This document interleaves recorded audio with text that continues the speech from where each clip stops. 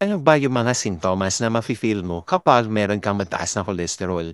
Siyempre andiyan medyo floating ka na talagang, iritable kasi parang masakit nga yung ulo.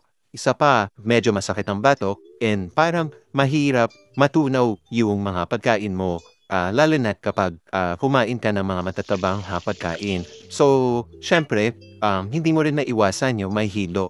At hindi mo rin maiiwasan na blood pressure mo ay napakataas. Kung minsan nga nagtataka ka na lang, napaka-normal mo tapos pag iti-take yung blood pressure mo, meron kang mas mataas sa normal which is higher than 120/80, yung mga ganong bagay. So, andyan pa yung paghihingal mo kapag naglakad ka lang ng kahit malapit lang yan, hinihingal ka na.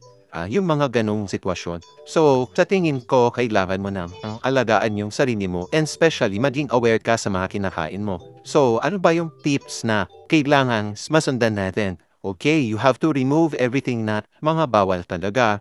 So, sabi ko nga, kailangan i-detox mo muna, matanggal ka ng mga bad lifestyle na nakagawian mo na or yung mga pagkain na paborito natin like yung mga prito, bawasan muna natin yon. Ano pa? Syempre, kung malapot na yung dugo ninyo, kailangan mong uminom ng madaming tubig. Kasi kung mas malapot yung dugo, kailangan nating doblihin yung dugo na mas lalabnaw pa sana by means of natural pag-inom lang ng madaming tubig. And no, syempre, kailangan disiplina sa sarili. Disiplina na kapag naglakad ka sa labas, kailangan lakad lang na diretsyo. Huwag mo nang tingin-tingin sa mga masasarap na pagkain na may mamantika.